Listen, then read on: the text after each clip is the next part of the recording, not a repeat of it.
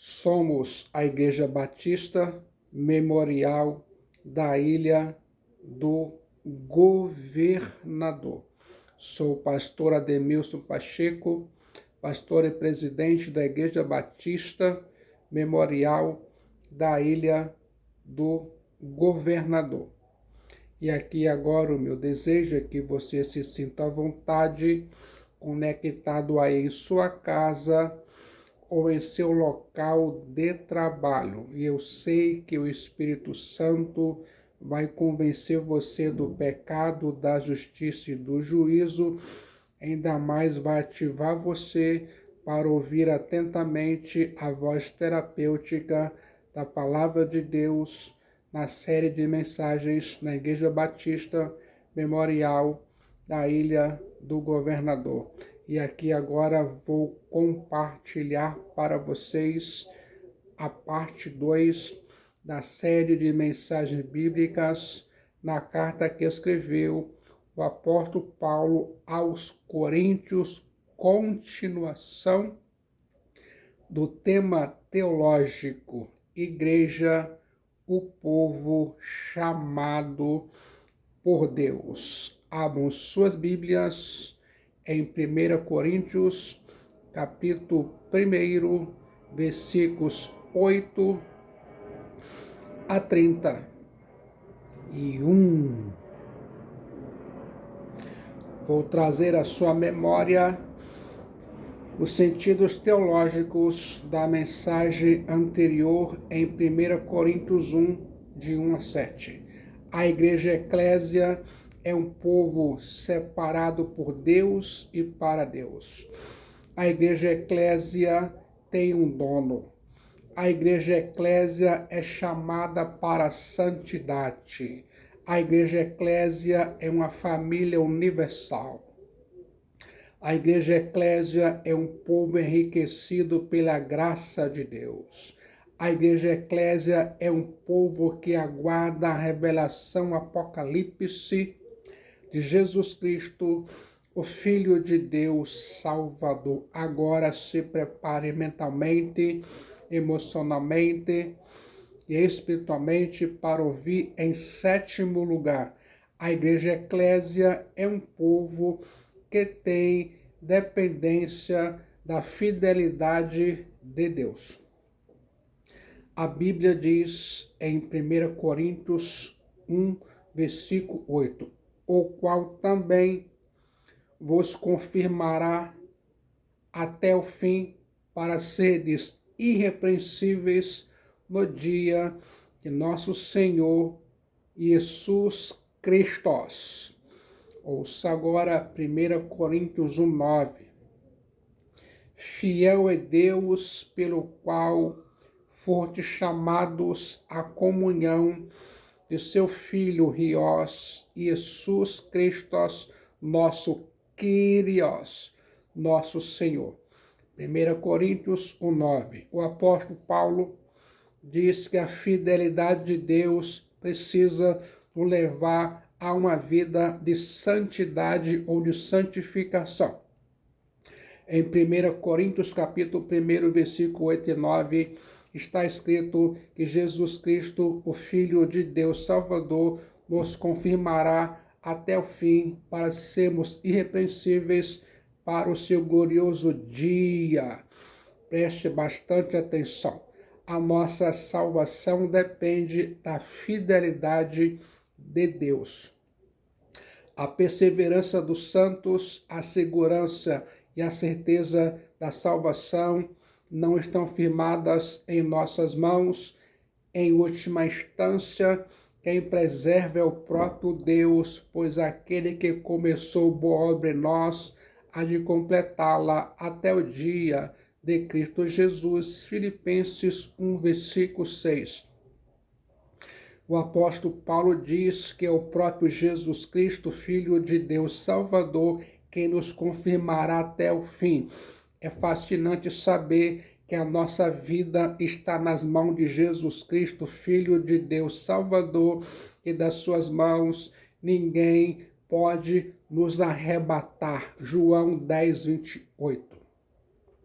É fascinante saber que os problemas da vida não podem nos tirar das mãos de Jesus Cristo, Filho de Deus, Salvador, e ainda mais nos afastar de seu amor. É o Kyrios, é o Senhor Jesus Cristo, o Filho de Deus, Salvador, quem nos confirma até o fim. A nossa salvação é garantida por Deus até o final.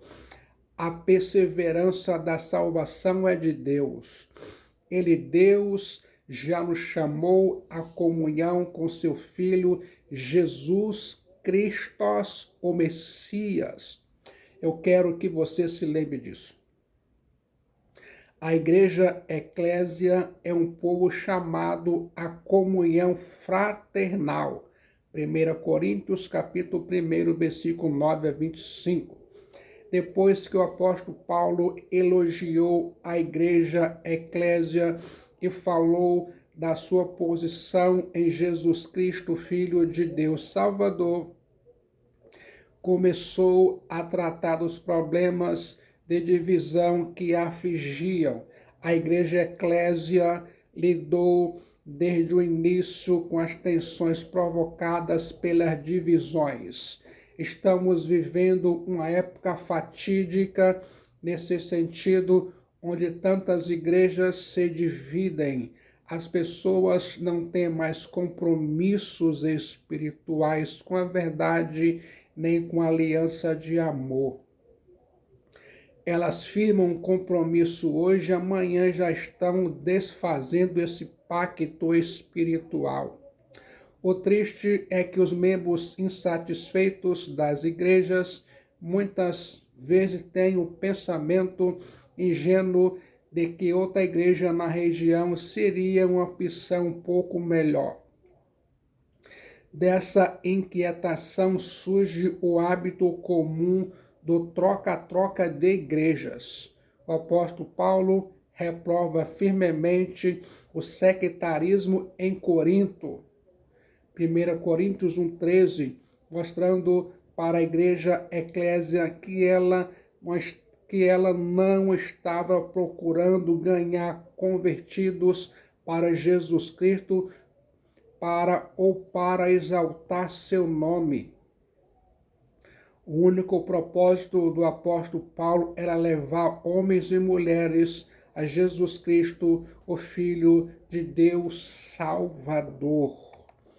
O apóstolo Paulo faz 3 perguntas retóricas em 1 Coríntios 1,13. Essas perguntas são palavras-chave para tratar o assunto de divisão dentro da igreja. Se prepare mentalmente, espiritualmente, emocionalmente para ouvir. Em primeiro lugar, está Cristo dividido? Acaso Cristo está dividido? Foi Paulo crucificado em favor de vós? Ou foste porventura batizados em nome de Paulo? O apóstolo Paulo não prega um Cristo, Apolo outro e Pedro outro ainda. Existe apenas um Salvador e um Evangelho. Acaso Cristo está dividido? O apóstolo Paulo diz que as divisões na igreja são absurdas. Elas estão levando os cristãos a pensar que o apóstolo Paulo está pregando um Christos, Apolo está pregando outro Christos e Cefas Pedro pregando ainda outro Christos. Há somente um Salvador, há somente um Evangelho. A igreja eclésia de Corinto começou a se dividir internamente, quer saber a razão, em vez da igreja influenciar o mundo é que estava influenciando a igreja de Corinto. Quer saber o que de fato e de verdade estava acontecendo na igreja de Corinto? A sociedade de Corinto estava estava multifacetada com as suas ideias, líderes, filósofos e pensadores. Quando as pessoas iam às praças e ouviam um pensador ou filósofo, elas diziam: eu sou partidário de fulano de tal.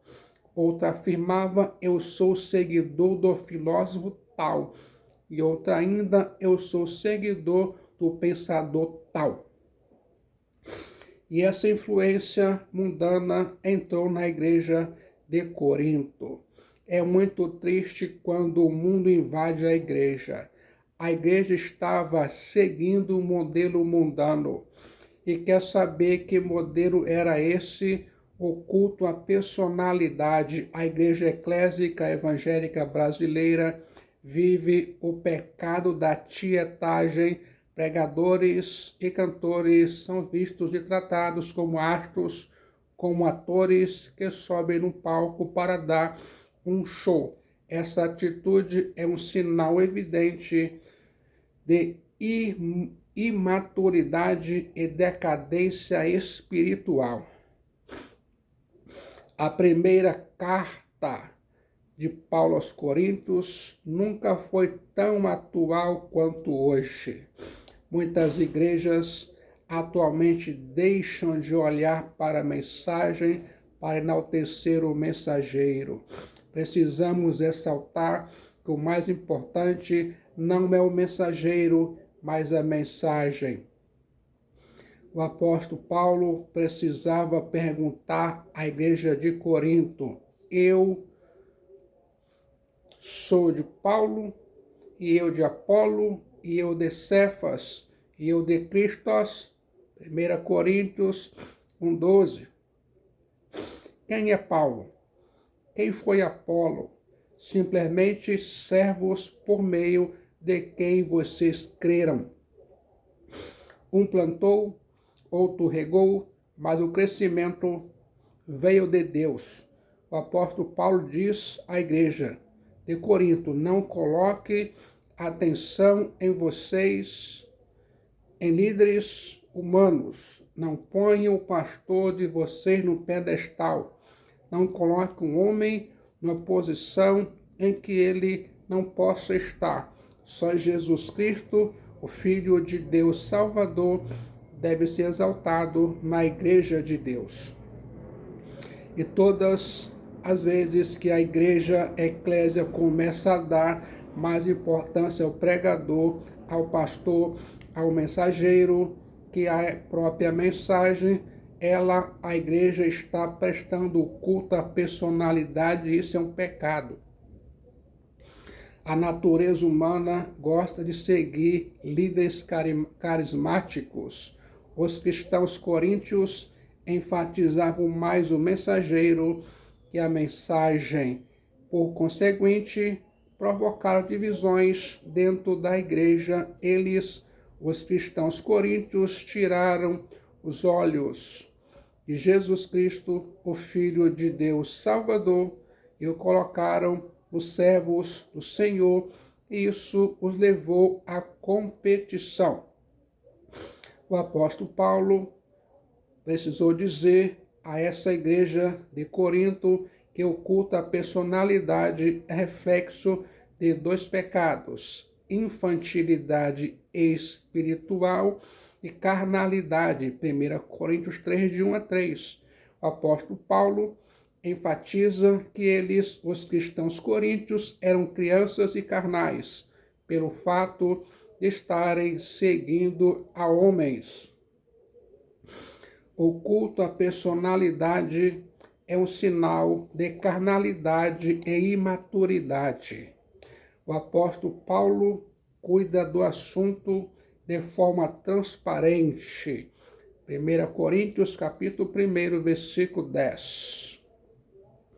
Rogo-vos, irmãos, pelo nome de nosso Senhor Jesus Cristo, que faleis todos a mesma coisa e que não haja entre vós divisões, antes sejais inteiramente unidos na mesma disposição mental e no mesmo parecer.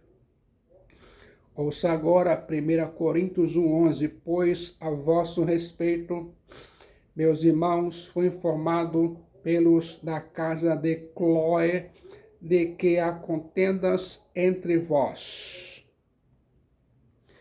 Muitas vezes, quando queremos tratar dos problemas da igreja eclésia, não tratamos de maneira semelhante.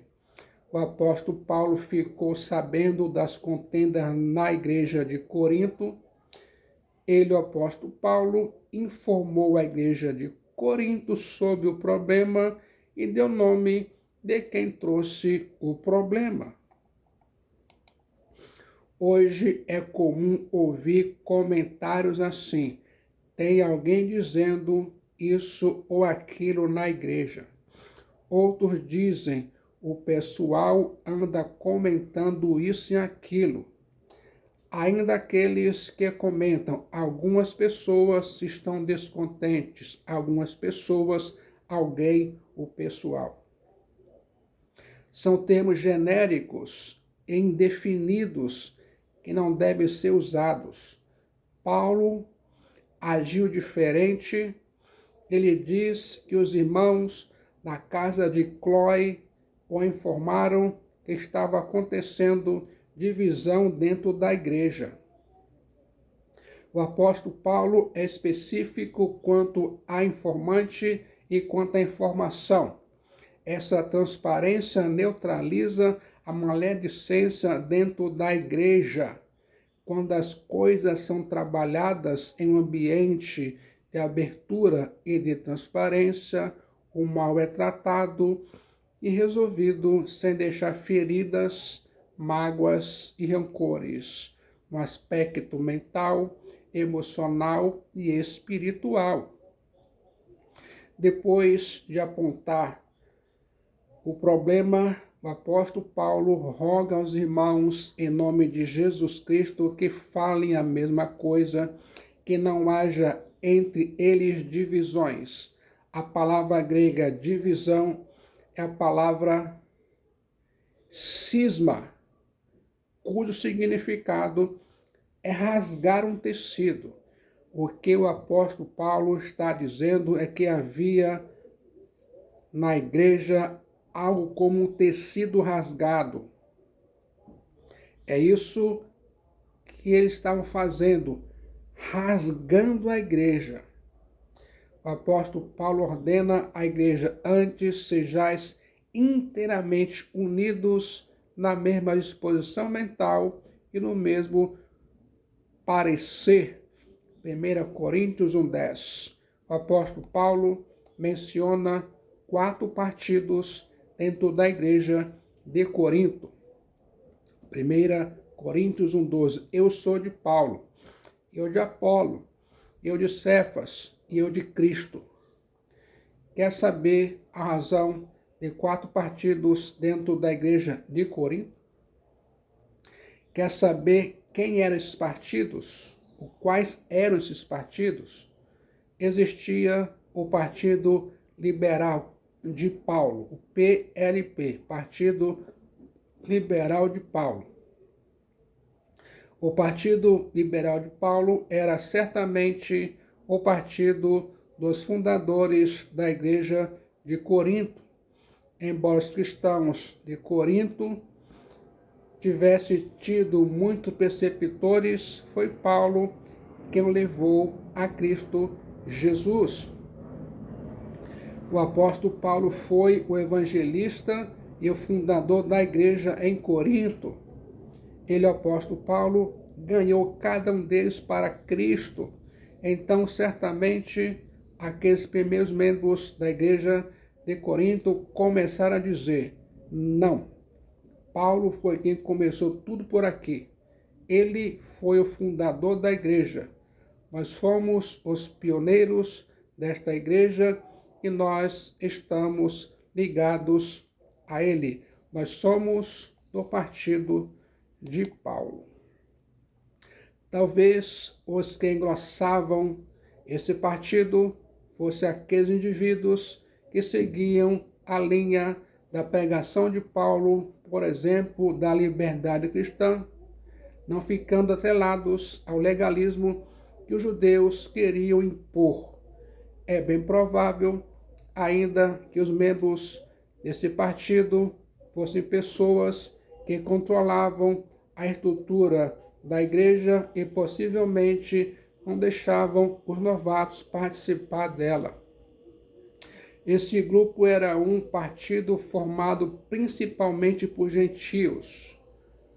É muito provável que esse partido quisesse converter a liberdade em libertinagem e utilizasse seu cristianismo como uma desculpa para fazer o bem que queria.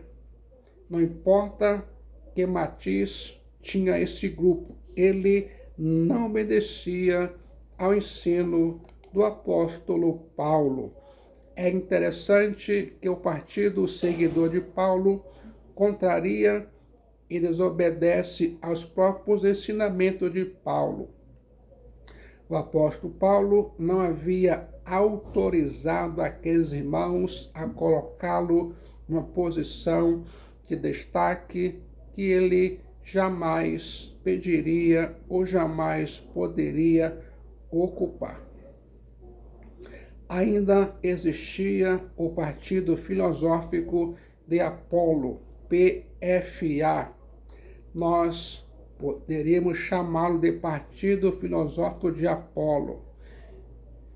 E por que era o Partido Filosófico de Apolo? Apolo era da cidade de Alexandria, a segunda maior cidade do mundo. Alexandria era o centro da atividade intelectual do mundo. Os alexandrinos eram entusiasmados com as elegâncias literárias.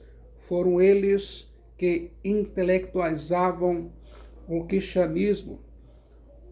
Os que diziam pertencer a Apolo eram sem dúvida os intelectuais que estavam lutando para que o cristianismo se convertesse rapidamente numa filosofia em lugar de uma religião. Em Alexandria floresceu a grande escola da interpretação alegórica. Ali estava uma das mais bibliotecas do mundo, influenciado pelo clima de sua cidade. Apolo tornou-se um grande orador, um homem de influência na palavra. É muito provável, portanto, que o grupo de Apolo tenha sido o grupo dos intelectuais, daqueles que gostavam de um discurso bem elaborado, eloquente e cheio de beleza retórica. Aquele grupo formou uma elite cultural dentro da igreja de Corinto. Existia o Partido Conservador de Pedro, PSP. O Partido Conservador de Pedro era composto possivelmente pelos judeus e pelos prosélitos que se tornaram judeus por meio da circuncisão. Muitos gentios aderiam à fé judaica, eram chamados de pessoas tementes a Deus. Essas pessoas iam à sinagoga, estudavam a lei e observavam os ritos judeus. O apóstolo Paulo sempre visitou as sinagogas para ali anunciar o evangelho de Jesus Cristo, o Filho de Deus Salvador, pois entendia que essas pessoas já tinham começado um processo de busca espiritual. Os membros da sinagoga normalmente eram conservadores e gostavam de observar os ritos e as cerimônias judias, como o apostolado de Pedro foi direcionado especialmente ao da circuncisão. Havia dentro da igreja de Corinto um grupo que seguia sua liderança. Os membros do partido de Pedro eram aqueles que ensinavam que o homem devia observar a lei para a salvação. Eram os legalistas que exaltavam a lei e que, ao fazê-lo, apequenavam a graça. Você sabia? Existia o Partido Cristão de Jesus, PCJ. É bem provável que esse partido, com o nome mais bonito, fosse o mais problemático. Talvez ele fosse o partido exclusivista. Os membros desse grupo evidenciavam o orgulho espiritual, dando a entender que eles eram os únicos cristãos verdadeiros. Talvez esse partido dissesse o seguinte: quem não estiver do nosso lado está fora. Quem não estiver no nosso grupo não tem salvação. Quem não jogar no nosso time em defender a nossa bandeira não pertence à igreja verdadeira. Talvez fosse esse grupo os que se consideravam os iluminados, os espirituais com quem Deus falava diretamente. Esse grupo não se submetia a qualquer líder humano. Deve ter existido uma pequena seita rígida e farisaica cujos membros pretendiam ser os únicos cristãos verdadeiros de Corinto, se sua verdade, sua verdadeira falta não estava em dizer que pertenciam a Cristo Jesus, mas em agir como se ele pertencesse somente a eles. Talvez seja esta a descrição de um pequeno grupo intolerante e santarrão. Você sabia? Você conhece pessoas assim hoje? Pessoas que não se submetem à liderança e que pensam ter um canal de comunicação direto com Deus. Pessoas que julgam não mais precisar da Bíblia porque agora Deus revela tudo a elas. O apóstolo Paulo mostra, porém, que essa atitude é carnal. Pergunta o apóstolo: acaso Cristo está dividido? Não, Cristo não está dividido, ele não pode ser dividido. Em segundo lugar, vocês foram batizados em nome de Paulo? 1 Coríntios 1,13. Acaso Cristo está dividido? Foi Paulo crucificado em favor de vós? Ou fostes porventura batizados em nome de Paulo? 1 Coríntios 1,13. Dou graças a Deus porque nenhum de vós batizei, exceto Crispo e Gaio. 1 Coríntios 1,14. Para que ninguém diga que fostes batizados em meu nome. 1 Coríntios 1,15. Batizei também a casa de Estefanas. Além destes, não me lembro se batizei algum outro. 1 Coríntios 1,16. Porque não me enviou Cristo para batizar, mas para pregar o evangelho não com sabedoria de palavra, para que se não anule a cruz de Cristo. 1 Coríntios 1,17. Eu quero que você se lembre dessa verdade teológica. O apóstolo Paulo traz o problema da divisão na segunda pergunta retórica em 1 Coríntios 1,13. Porventura, batizado em meu nome, porventura foste batizado em nome de Paulo? Paulo não está diminuindo o valor do batismo, mas colocando no seu devido lugar. Os cristãos coríntios estavam dando ênfase exagerada ao batismo. O que estava acontecendo? O que estava acontecendo na igreja de Corinto é que os irmãos que haviam sido batizados pelo apóstolo Paulo se enchiam de vaidade, desprezavam e humilhavam os outros cristãos, se julgando melhor do que eles. No entanto, batizar não foi o principal ministério de Jesus Cristo nem do apóstolo Paulo. Ninguém se torna mais espiritual pelo fato de ter recebido o rito do batismo por este ou aquele pastor.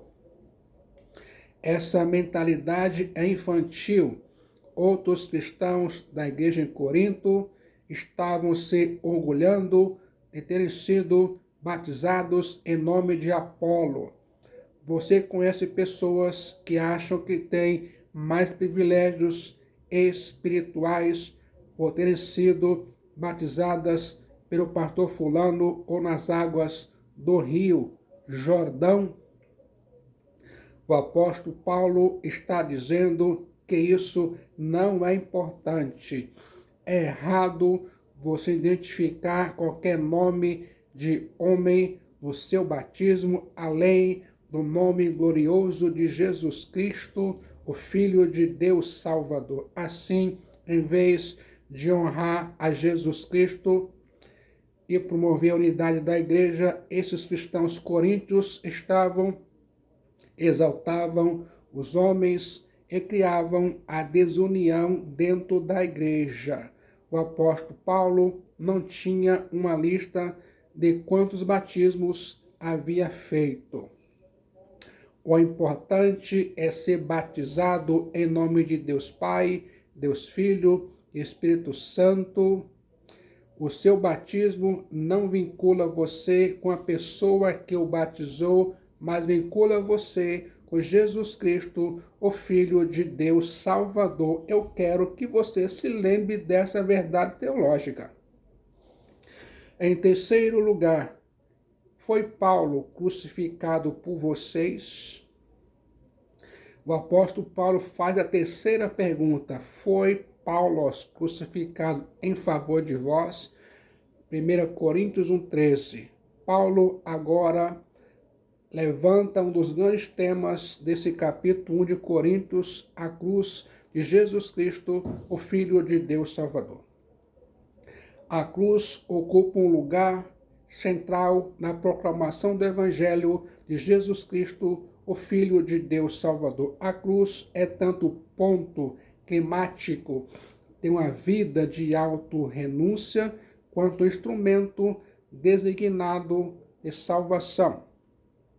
O apóstolo Paulo introduz um contraste entre o poder do Evangelho de Jesus Cristo, Filho de Deus Salvador, e a fraqueza da sabedoria humana. Ele, o apóstolo Paulo, mostra que os grupos que existiam dentro da igreja de Corinto olhavam para a cruz em outras perspectivas diferentes. O apóstolo Paulo diz: mas nós pregamos a Cristo crucificado, escândalo para os judeus, loucura para os gentios. 1 Coríntios 1, 23. Mas para os que foram chamados, tanto judeus como gregos, pregamos a Cristo, poder de Deus e sabedoria de Deus. 1 Coríntios 1, 24. O apóstolo Paulo está dizendo que alguns tropeçaram na cruz. Quer saber quem é que tropeçou na cruz? Se prepare emocionalmente, mentalmente e espiritualmente para ouvir. Chegou o grande momento. Os judeus. Mas quer saber a razão que os judeus tropeçaram na cruz? Eles aguardavam um milagre. Nos evangelhos, os judeus estão sempre chegando perto de Jesus Cristo, pedindo milagres. Jesus Cristo, nunca fez milagre para agradar ninguém.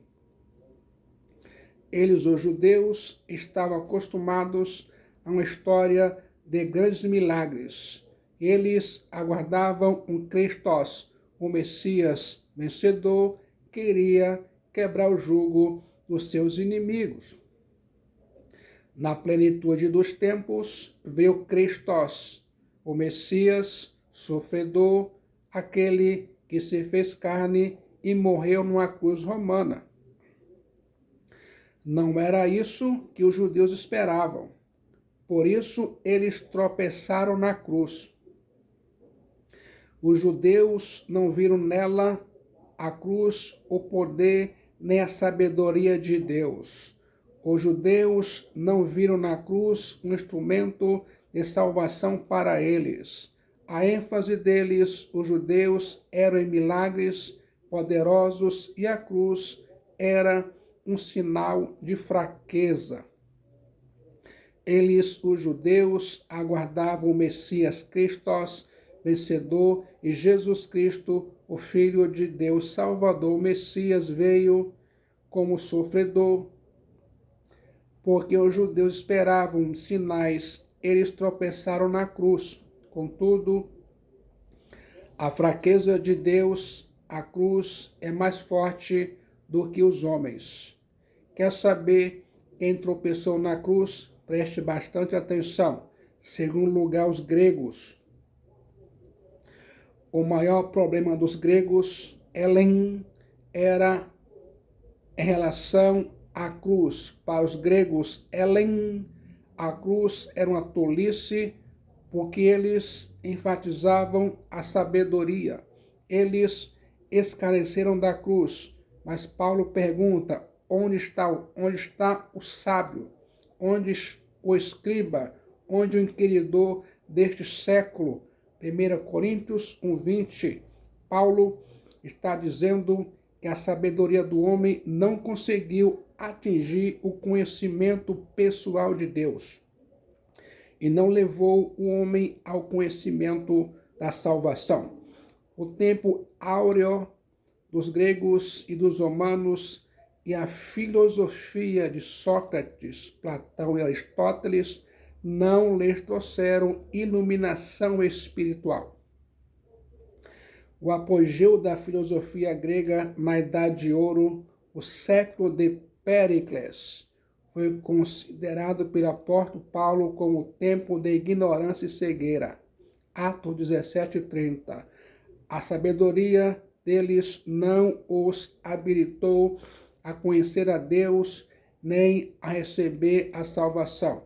O apóstolo Paulo diz que Deus deu um grande zero para a sabedoria humana, pois ela não conseguiu conduzir o homem à salvação. Vou mencionar aqui agora, para você que está conectado, 4 razões porque o apóstolo Paulo considerou nula a sabedoria humana como instrumento de salvação. Primeiro, Deus deu o seu veredito de que a sabedoria humana não passa de tolice. Segundo, a experiência provou a insuficiência da sabedoria humana para conduzir as pessoas ao conhecimento de Deus. 1 Coríntios 1, 19 e 20 e versículo 21. 3. Deus estabeleceu o Evangelho para ser o grande instrumento da salvação. 1 Coríntios 1, 21 a 25. 4. A experiência dos coríntios revelou que a sabedoria humana não pode conduzi-los à salvação, nem lhes dá certeza dela. Eles, os coríntios, estavam em Cristo Jesus, não porque eram mais sábios do que outros, mas simplesmente porque Deus os havia escolhido e chamado. 1 Coríntios 1, 26 a 30. O plano de Deus em todas essas coisas era humilhar o homem, para que, como está escrito, aquele que se gloria, glorie-se no Senhor. 1 Coríntios 1:31. Alguns, porém, creram eles experimentaram o poder da sabedoria da cruz. No momento que alguém olha para Cristo Jesus, vê nele o poder de Deus. O apóstolo Paulo fala para os judeus e para aqueles que estão querendo milagres, que Jesus Cristo é o maior milagre. Ele, Jesus Cristo, o Filho de Deus Salvador, é o poder de Deus. O apóstolo Paulo olha para os gregos Helen, que estão buscando sabedoria, e diz: Jesus Cristo é a sabedoria de Deus. Jesus Cristo é quem revelou Deus. Jesus Cristo é a síntese da sabedoria. Nele Jesus Cristo estão escondidos todos os tesouros da sabedoria. A sabedoria de Deus está no Evangelho.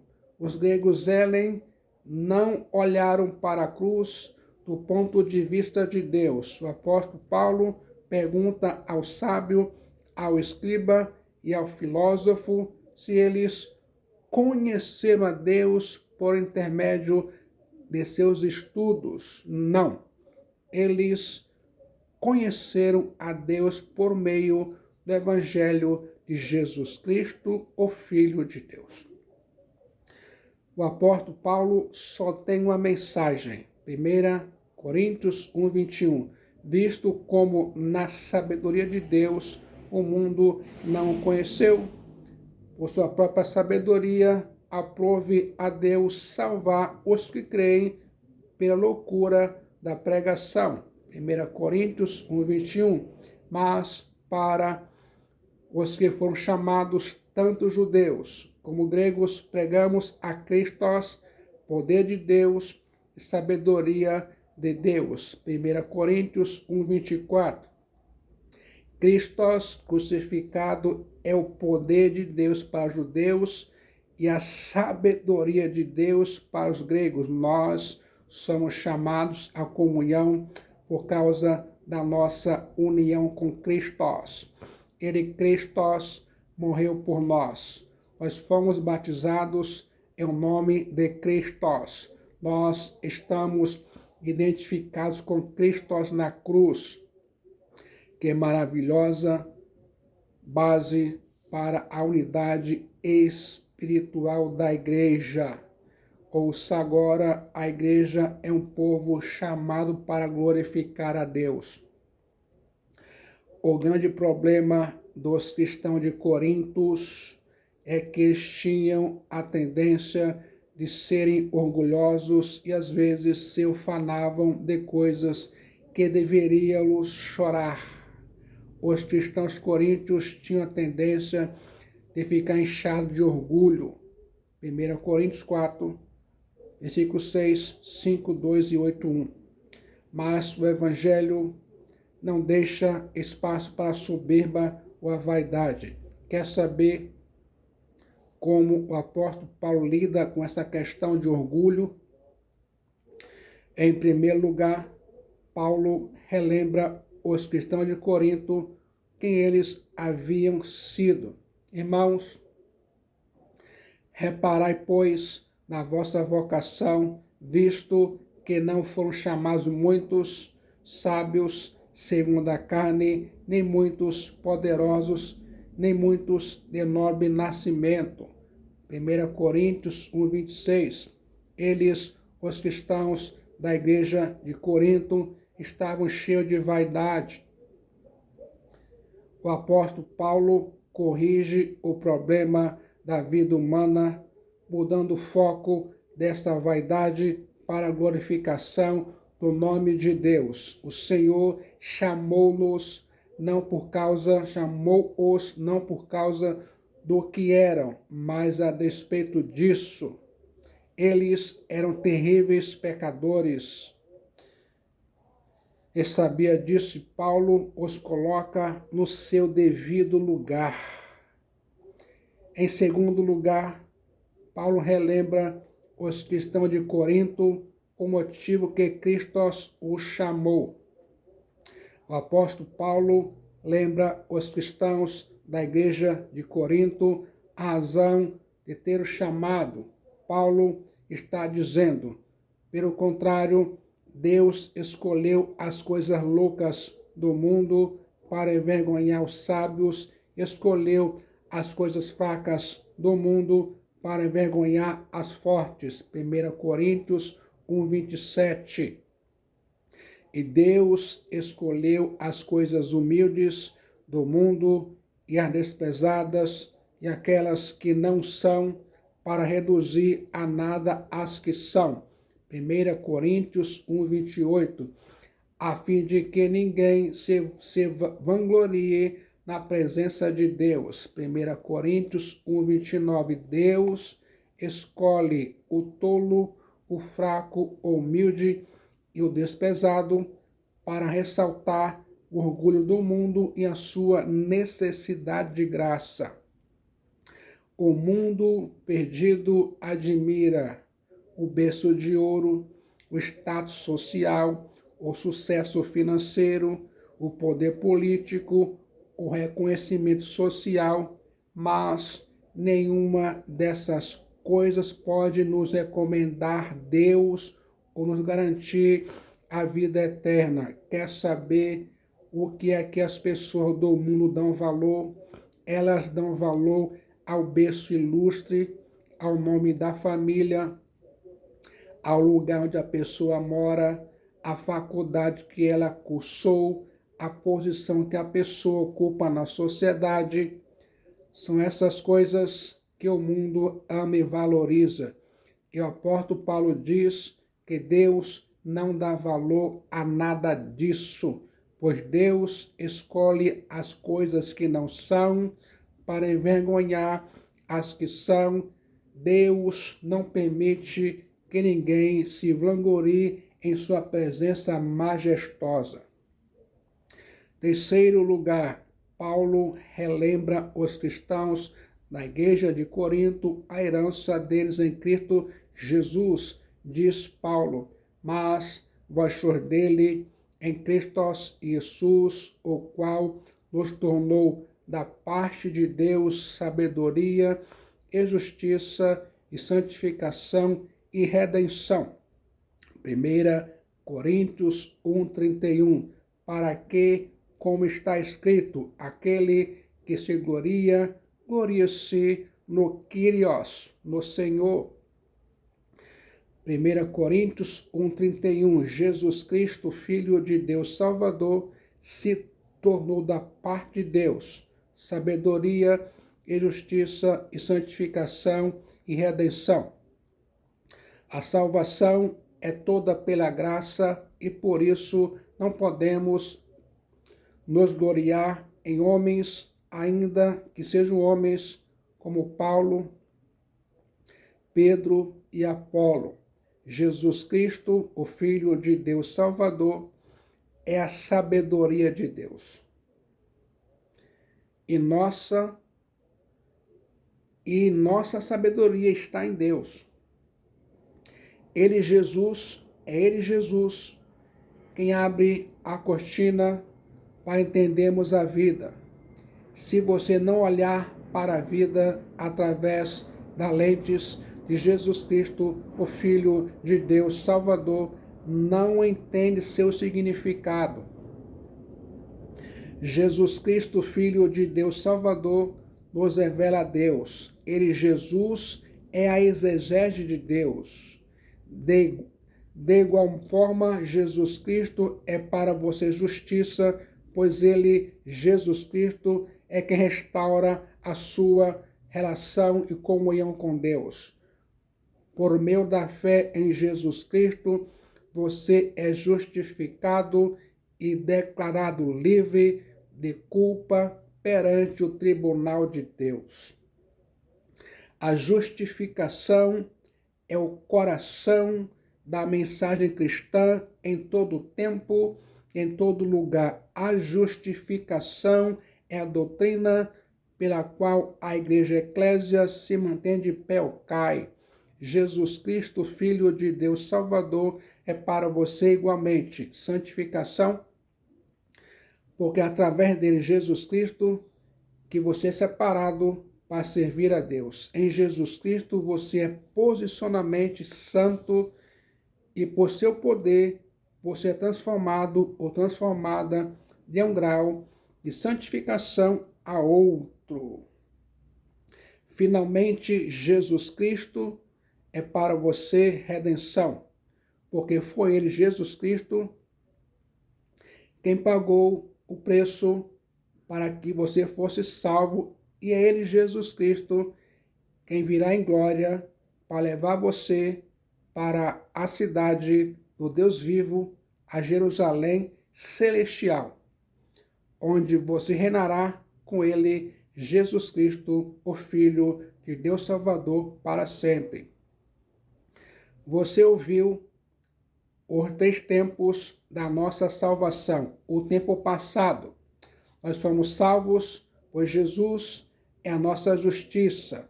Fomos justificados. O tempo presente, estamos sendo salvos. E Ele, Jesus Cristo, é a nossa santificação. Tempo futuro, nós seremos salvos. Ele, Jesus Cristo, é a nossa redenção.